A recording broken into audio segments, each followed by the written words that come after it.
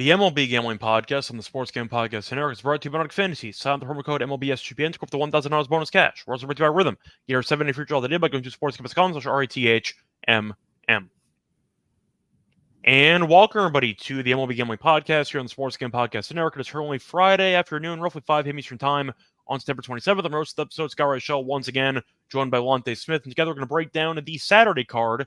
Warning, not many games matter too much at this point, but there are still a couple of, I'd say, details to iron out for the playoffs. You have a couple of spots that are still undecided, and you have a couple of seedings that could be fixed potentially over the next few days. But Lonte, we have originally 3 days left.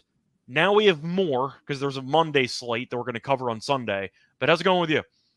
Not bad, man. I'm ready to get the, I guess we can call it the non-competitive baseball out of the way and kind of get to the big dance, so to speak, with really good baseball. I think the season has been, really eventful. Not many teams separating themselves, but still, some good teams. So I'm looking forward to the postseason, man. So I'm ready to get it over with. Hopefully, I was hoping that we would get over with before Monday, but hey, still got some opportunities to make some money, and that's what we're going to try to do today.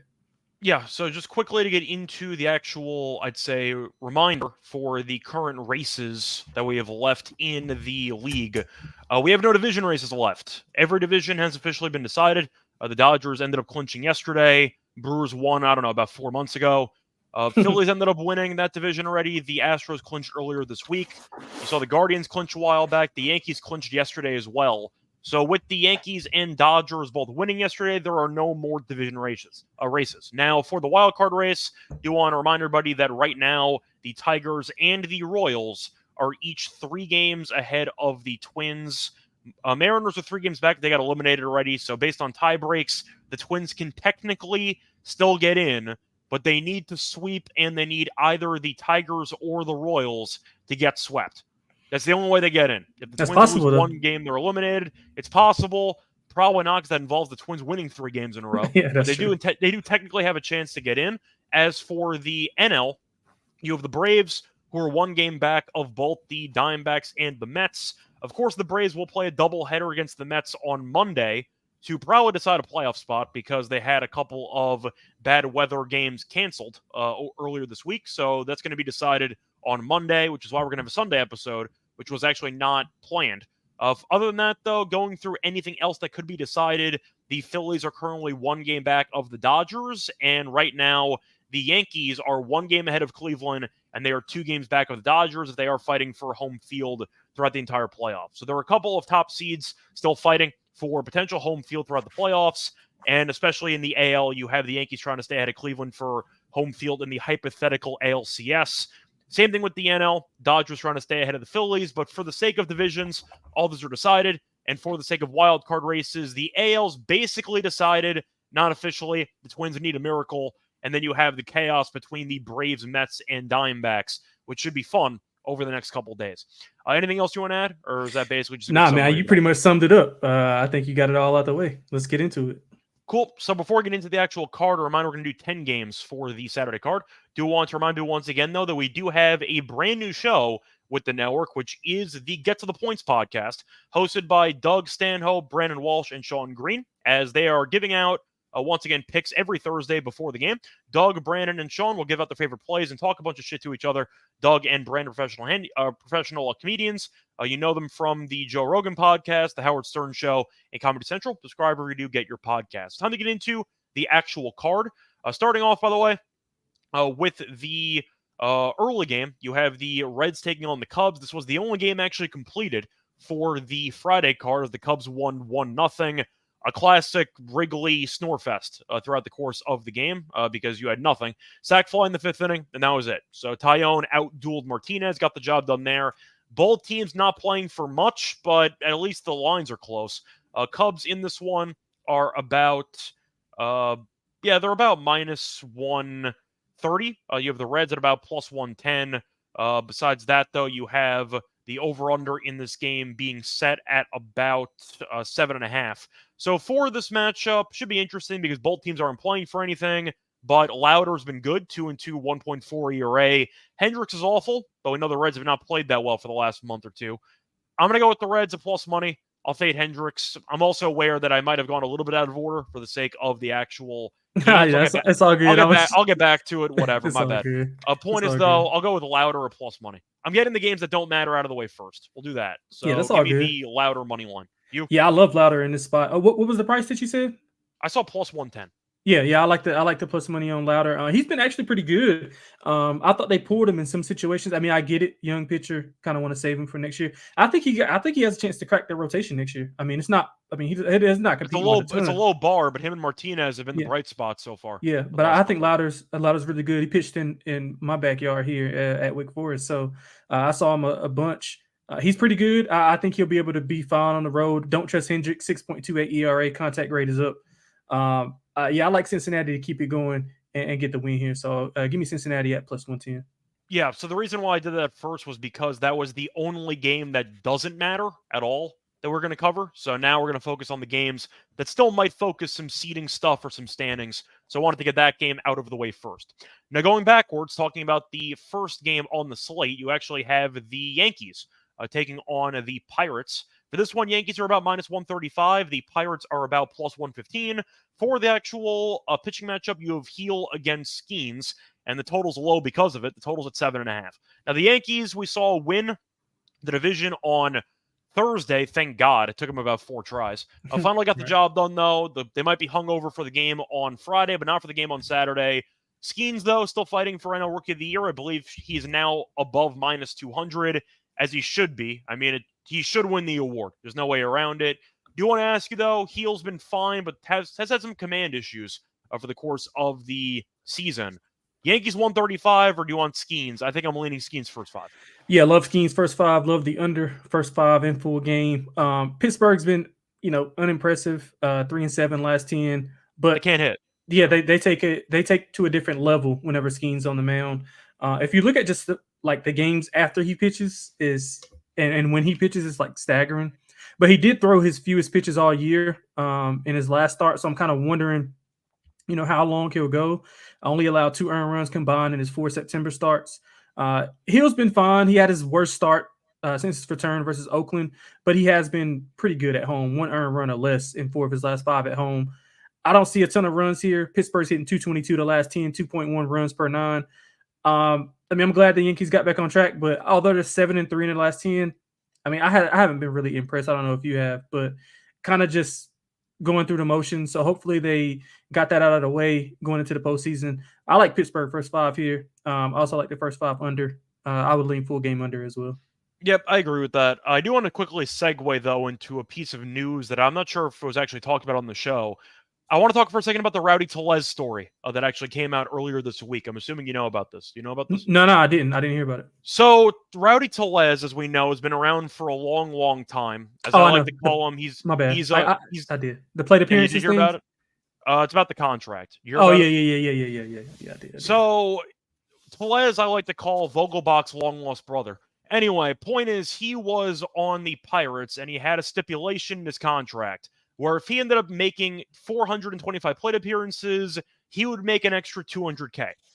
And I believe he was 4 plate appearances away, yeah. I think. Yeah, he was 4. From getting to that number, and they cut him. And people were extremely mad at the Pirates organization for cutting Rowdy because obviously they did it so they wouldn't have to pay him, and they have nothing to lose. My counterpoint is, I don't think people realize how bad Rowdy Tellez actually is. And I feel like Pittsburgh should get a medal for giving him that many at-bats in the first place. I don't think people realize how bad he's been for the last month. Tellez, for reference, over the last month, had 0 hits in 9 of his last 10 games. Since the month of September started, he is batting 116. That's his batting average, 116. So once again, I get it. Pittsburgh made a cheap move by cutting him by saving $200K. In my defense, or in their defense, I wouldn't want to pay him $200K either when he stinks. That's kind of my counterpoint. Is that a hot take, or am I onto something? Because if you are batting 116 in September and they can avoid paying you $200K, that's just good business because you're not good at baseball. Yeah, I mean, business is business, but I guess the counterpart. It was a dick move. The counterpoint to that. It's bad PR. Yeah, they could have just cut him earlier.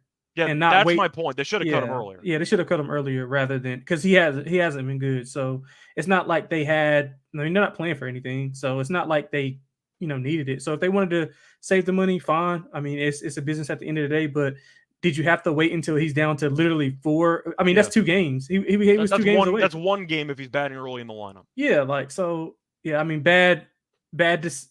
I guess it's a good decision for the business. Bad timing is what I would call it. It's bad PR, but that's kind of why I'm touching on it because now everyone feels bad for Tellez. Yeah, I feel bad for him too, but I mean, I get it. I'm gonna point out that nobody has claimed him since the Pirates got rid of him because he's not good at baseball. So I just want to throw that out there. I understand it's a bad look, and it's an organization. How much money do you need? I'm just saying $200K for a crappy baseball player. I can understand why they wanted to save the money. I'll play devil's advocate on that one. But I wanted to mention it. That was kind of the only news story regarding the Pirates that was coming up over the last month, besides Skeens, who should win Rookie of the Year. Yeah, anyway, absolutely. I'm moving on to the next game. You have the White Sox taking on the surging Tigers. Game might not matter. A reminder that if the Tigers end up either winning on Friday or the Twins end up losing on Friday, the Tigers clinch. Now, they can still potentially fight for the second wildcard spot against Kansas City, so seeding could still matter, but the Tigers might have a champagne game here on Saturday. Now, the White Sox have randomly been good lately. They swept the Angels. Do you know how bad you have to be to get swept by an 120 loss team? Point is, though, the White Sox in this one are right now going to be dogs. There is no price. And we have nothing for the actual side in total. For the actual match, though, you have Burke against undecided. So we got nothing to talk about for this game. But I'm not fading Detroit unless they make the playoffs because I'll fade the hungover team. But I do think the Angels are a poverty organization, so I'm not going to overreact to one sweep. Detroit's been rolling. They've been great for the last basically 2 months. Mm-hmm. I'll take Detroit at home. But once again, I got to wait to see what happens on Friday because they might be hungover. Yeah, I like Detroit regardless. I think they're still going to be playing good baseball, even if they do decide to clinch. Because I mean, and they've owned this team. I mean, pretty much the whole year. They've won 9 of 10 head-to-head, 5 straight. All of those by 3+ runs. I'll look to lay 2.5 runs here. They've outscored them 44-15 in those 5 matchups. So I look for Detroit to kind of, even if they do clinch, I'm looking for them to kind of put the brakes on them. And you said they got a chance for the second wild card, right? Right now, they're tied with Kansas City for the second wildcard spot. Yeah, and Kansas City's got Atlanta this weekend. So that's not easy. Yeah, definitely not. So I think Detroit's still going to be locked in and focused. Yeah. Then again, no one thought they'd make the playoffs about 2 months ago. So I think that they will be serious, but they're going to be partying. So just keep that in mind. Moving on to the next game. We'll do one more before the break. A matchup between the Phillies and the Nationals. For this one, you have Wheeler against Gore. For the actual money line, the Phillies are obviously favored. They're about -220. The Nationals are about +184. For the over-under, I see 7.5. Now, Gore this season has been up and down, 10-12, 4.04 ERA. Recently, though, he's been good. He was really bad for about 2 months, and he has given up less than 5 runs. He's given up less than 3 runs now in 6 straight starts. So he has been phenomenal. As for Wheeler, he's been good for basically the entire year. And we know he also goes a bunch of length. So for the Phillies, still competing with the Dodgers for the 1 seed in the NL. So keep that in mind. He's been good too. He has given up less than 3 runs as well in a bunch of starts in a row. In fact, the last time Wheeler gave up 3+ runs was against the Yankees in July. Yep. So he has gone 10. He's gone. Sorry, doing the math here. 10 straight starts, allowing less than 3 runs. Give me the first 5 under, probably at 4. I see a very low-scoring start to this game. Yeah, I like the first 5 for Philadelphia in general. I don't even have to rattle off those numbers that Wheeler did because you just pretty much hit on all of them. Gore, had a no going into the 7th in his last start. He's got 5 quality starts in his last 6, 1.82 ERA in that stretch. So he's been fine. So I do agree with your under 9. Phillies hit lefties pretty well. Washington just hasn't been able to get things going offensively. They're 1-9 in the last 10, scoreless in 3 of the last 4, hitting under 200 in that span, 1.8 runs per 9. So I think Philadelphia can come out and have a good day, especially with Wheeler on the mound. I doubt he gives up a run, maybe 1. But I think going into the 6th inning, it'll be 2-1, 3-1 Phillies, and then they'll cruise by double digits. So I even like the Phillies run line if you want to go there as well. Yeah, I think that the Phillies, once again with the firepower they have, are still the much better team than Washington. I know Mhm. Cruz had a good start to his late call-up, but he's kind of been struggling a bit lately. So we'll see if Cruz can get going. Yeah, I like Cruz. They sent down Abrams because he likes to gamble. So once again, this Our kind team of is, guy. Our kind of guy. Shout out to yeah, him. one of us, one of us. Yeah, but the point is he's not available, so that definitely takes out a lot of the pop that this lineup had. Cruz, though, is batting 183. I think he's going to be a very good pro in, I'd say, the rest of his career. But going through the splits here in the month of September, he's batting 159. It's been a pretty rough month for Dylan Cruz, so they don't have much, I'd say, danger in their lineup for most pitching staffs because Abrams was very good and he's not on the roster anymore. And I thought that Cruz was good for about a week. And ever since that point, he's kind of fallen apart. So I'll go Yeah, with the yeah, Phillies as well. But I think that the Nationals get, I'd say, potentially shut out in this game. But I like their team total under yeah. in this matchup.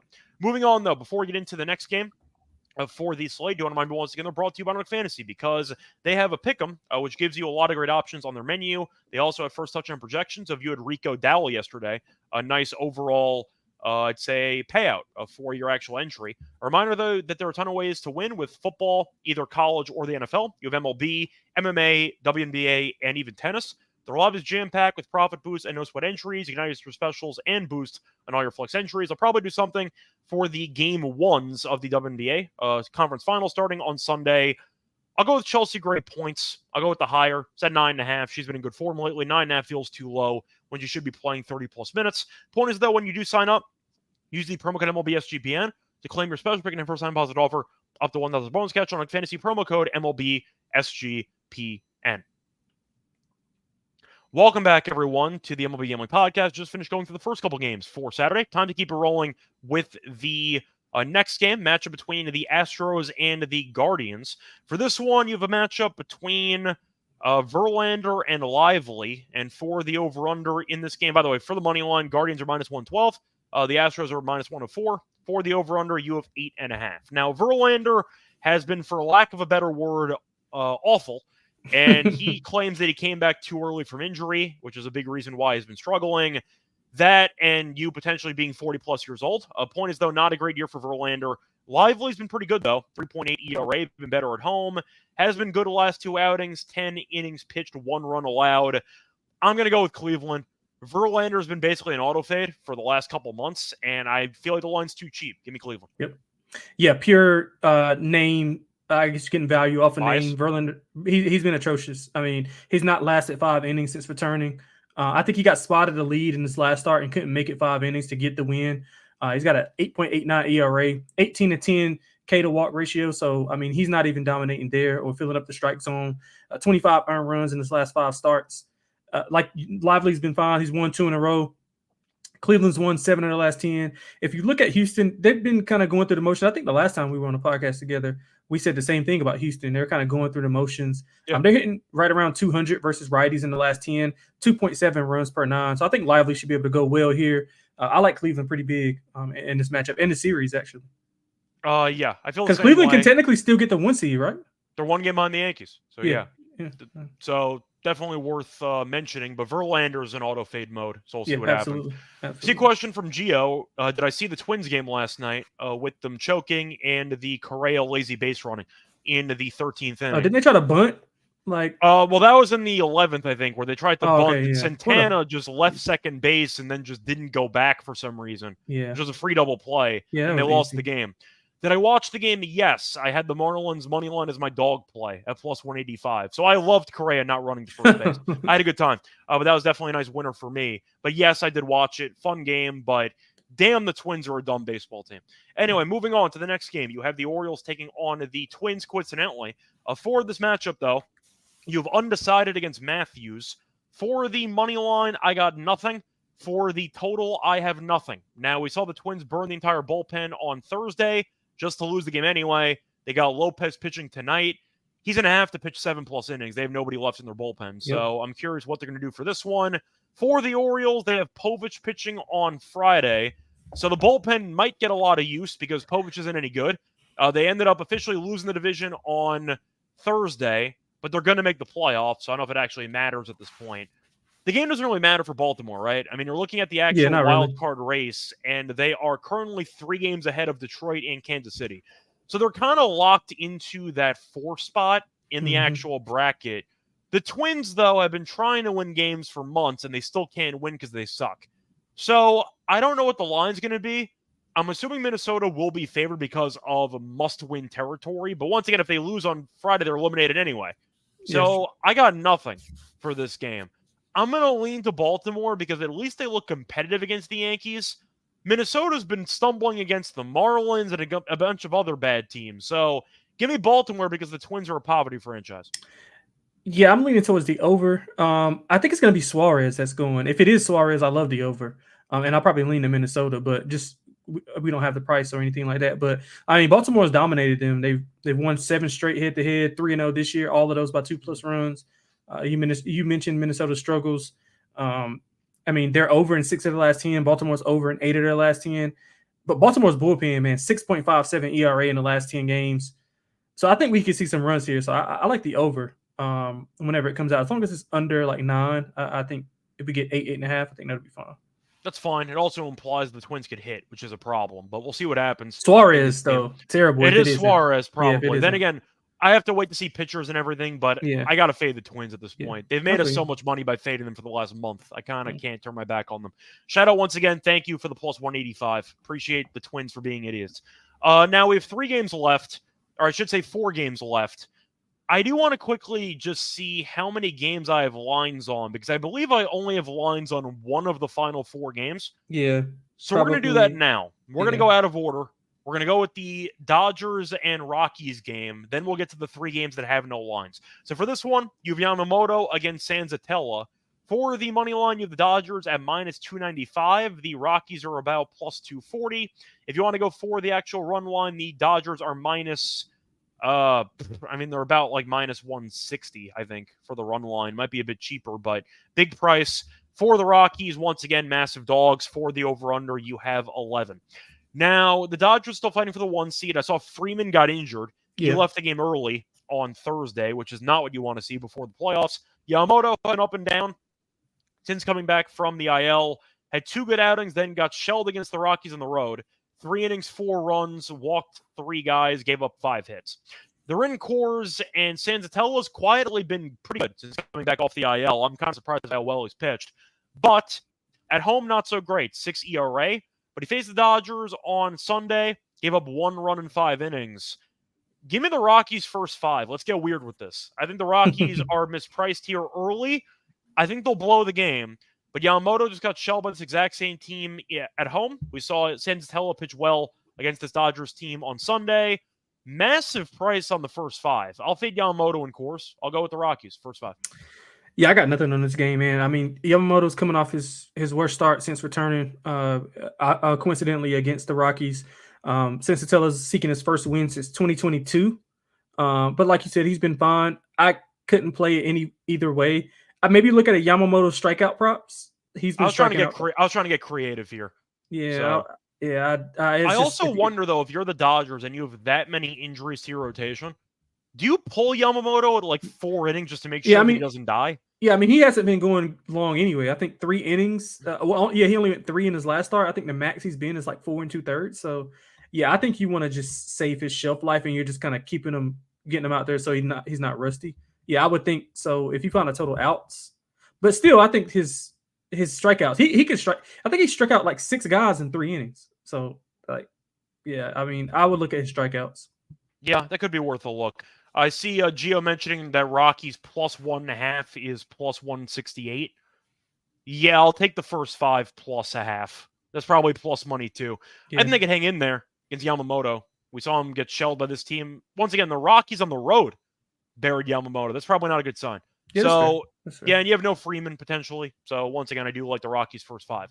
Now we have the, I'd say, shit show portion, because sports books are not going to post lines in advance on some of these matchups because it kind of depends on what happens the night before. Right. So we are going to be in a bit of a, I'm trying to think, purgatory for actual sports betting purposes, or like the Twilight Zone, because we have no lines for these actual matchups. So for these games, you have the Royals against the Braves.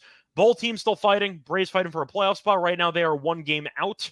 Royals should get in. Once again, if the Twins lose or they win on Friday, they clinch. So it might be a champagne fade spot for the Royals. You have Lugo pitching against, I don't know. The Braves did have 2 rain cancellations, so everybody should be available for the pitching staff. And we have no totals and no money lines. So for this game, I got nothing. I'm waiting to see who pitches for Atlanta. I'll mention Lugo's stats, though. Good this season, 16-9, 3.03 ERA. Last 2 starts, he has been up and down. 7 innings, 2 runs against the Giants, 4 2/3, 4 runs against the Tigers. Was very good before that, though. So the Tigers start was kind of an outlier.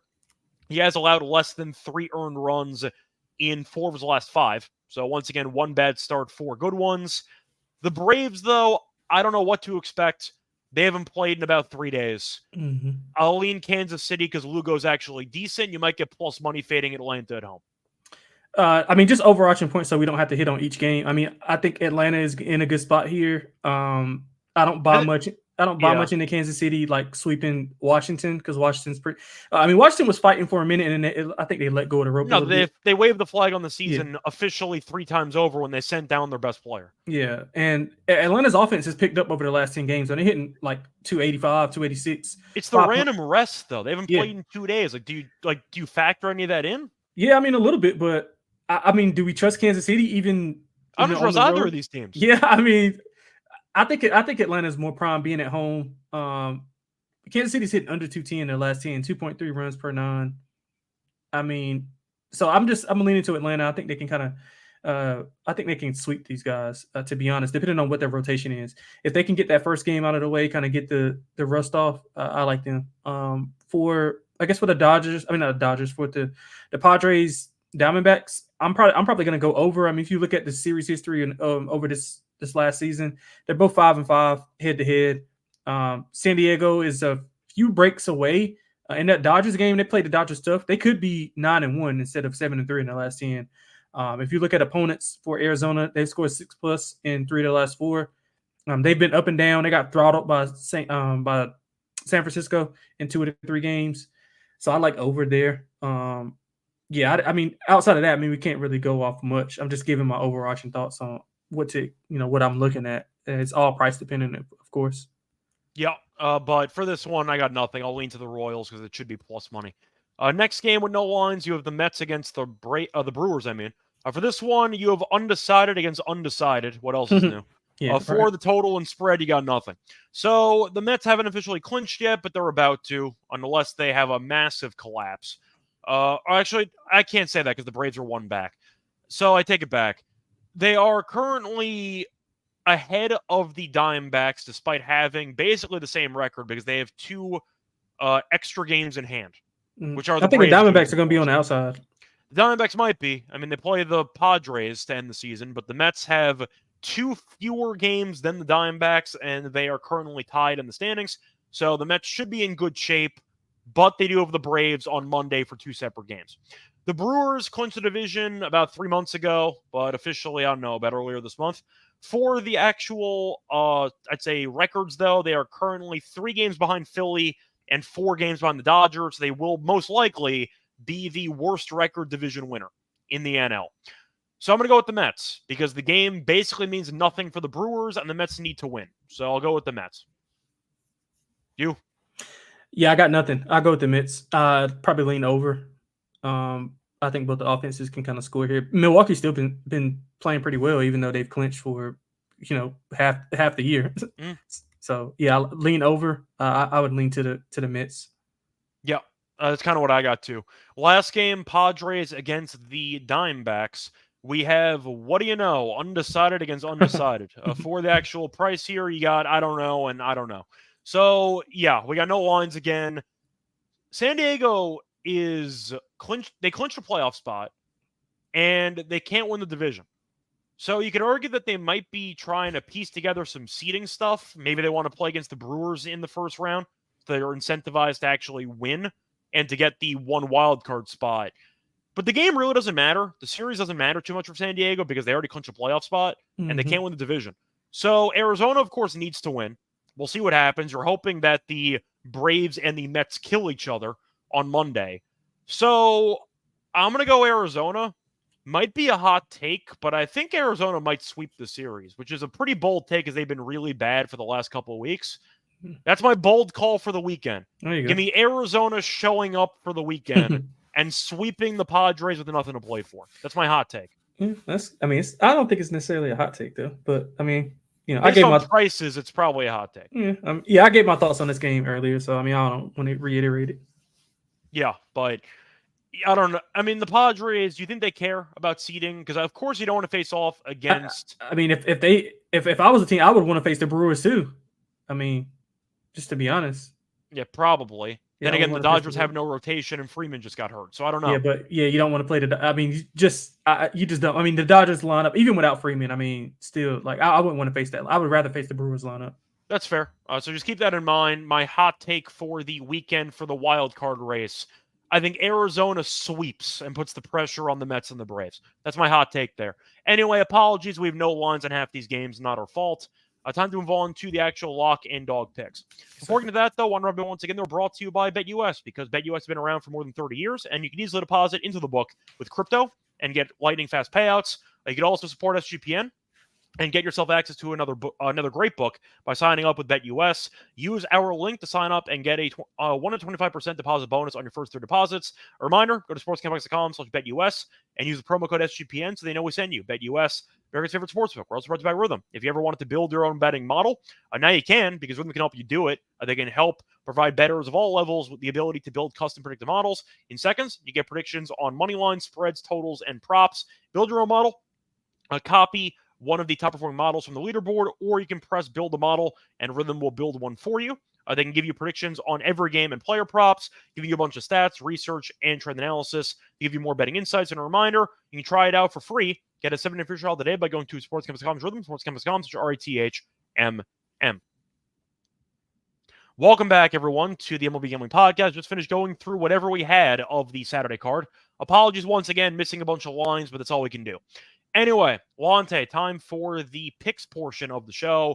What are your lock and dog plays for the Saturday card? Yeah, so I'm going to make it simple and easy. I like Cleveland, fading just a complete fade of Verlander. I like Lively. Cleveland's been playing well. Houston's been going through the motions. They haven't hit lefties well, haven't hit the ball well at all. Verlander, I mean, not going much length. Don't really think that he's going to change anything here against the Cleveland lineup. We've been, pretty good as of late. So I like Cleveland. That should be like minus 115-ish, if I'm not mistaken. Give or take. Yeah, so I like them as the lock for the dog. I'm going with, let's go with, we don't have a price for that. Let's go with Rhett Lauder, plus 110 for the Cincinnati Reds. Just a fade of Hendricks, another fade of Hendricks. I think Cincinnati plays really well when Lauder pitches offensively. And I trust him versus and I can see a high scoring game if the Cubs, bats kind of get hot. So, we might get a shootout here. So I think Cincinnati can outlast them. I trust Lauder over Hendricks, even though Lauder's at a smaller sample size. So give me Cincinnati plus 110 for the dog. Yeah. So for my lock, quickly want to check the weather because I want to do a first 5 under, but I have to pick which game I want to do. It's either going to be the Pirates game or it's going to be the Nationals game, and I want to quickly see what the weather forecast is for that game. So the wind is blowing heavily in Yankee Stadium, and for the Phillies, wind is blowing out. That's enough for me. I'll go with the first 5 under in the Pirates game, probably a juiced 4. That's 7.5, though, so it shouldn't be that bad. The Yankees' offense exploded against the Orioles in the last 2 nights, but I don't think the offense has been in that great form besides Judge, who's homered in 5 straight games. Skeens, though, has been good. Heel, besides walks, have been good, and Pittsburgh can't hit. So I'll go with the first 5 under in that Pirates and Yankees game with the wind blowing in. For the dog, I think I am going to go with my bold play.